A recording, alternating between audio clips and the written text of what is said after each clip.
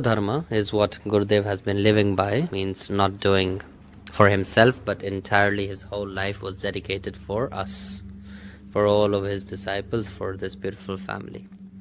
Why? Because that is his, wouldn't call it his job, but yes, in one way it is.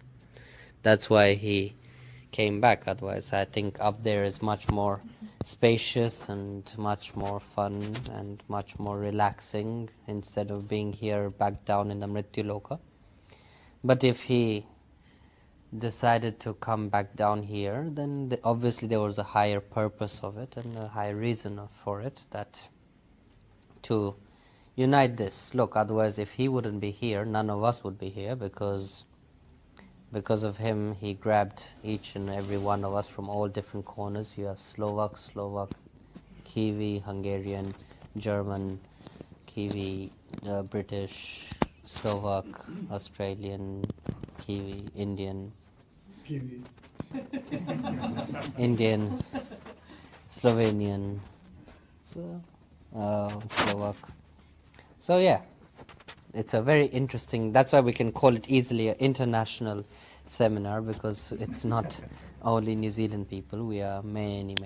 And Swamiji never saw religion, race, background, what you came from, why you came. No. Ashram doors and the doors of his heart has always been open for each and every one of us, from any background, from any space.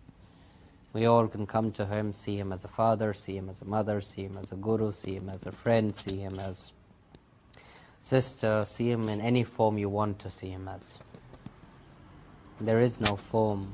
He never let us have that feeling that he came to us or he dealt with us in a way as we wanted to be dealt as.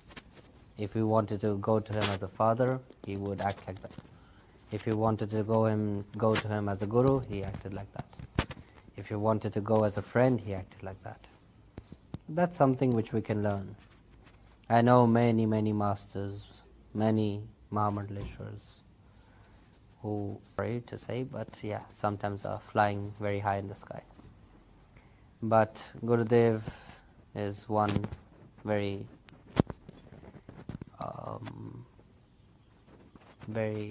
divine soul who I saw personally also, who has everything but has or acts like nothing. Because especially when you have so much, and especially when you become to that level, not only spiritually but in the worldly world also, ego might arise very easily. And especially like now, when many of you are talking, Avatar Puri did this and Avatar Puri did that and Avatar Puri here and Avatar Puri that, easily ego can spike up. But when we have, I don't say controlling, I call it taming, like we tame a horse, we tame these inner enemies, which I call, I have the mic, inner enemies, which I call, so that when the ego comes up, we know how to tame it and bring it down. So Gurudev never had that. He was always very kind. That's why I was always saying that for me he was the most kind, understanding, forgiving person I know. And also I have experienced this with many people. Even if they don't like something, they leave Swamiji, oh, we don't like this and we don't like that, and they leave, and after many years they come back, and Swamiji never had any questions. Why did you leave? Why did you come back? Nothing. Arms are always open.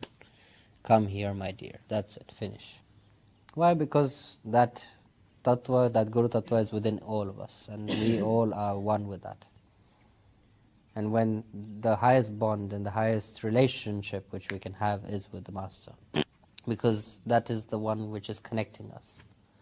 All other relations, parents, brother, sister, partners, anything, all these relationships are bound to be, hopefully they last very long, but they can be broken.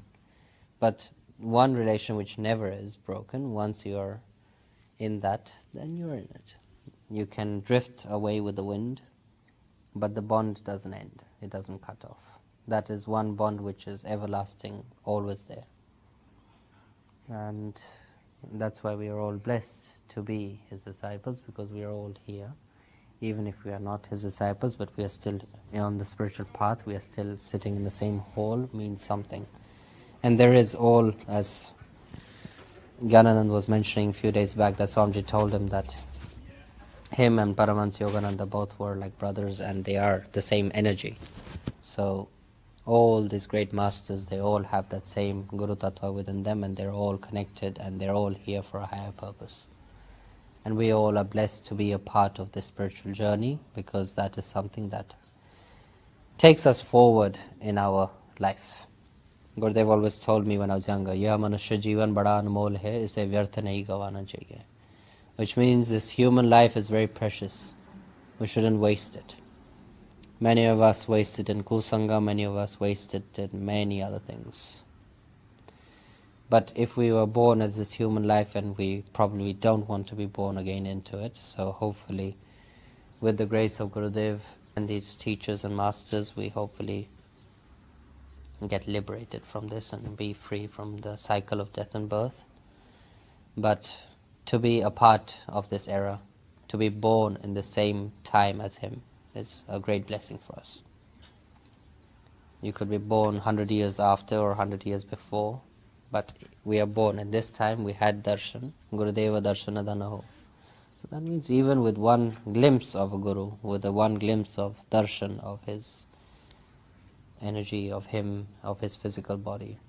And many of us are blessed to have darshan of both Holy Guruji and Swamiji. And internally all are connected.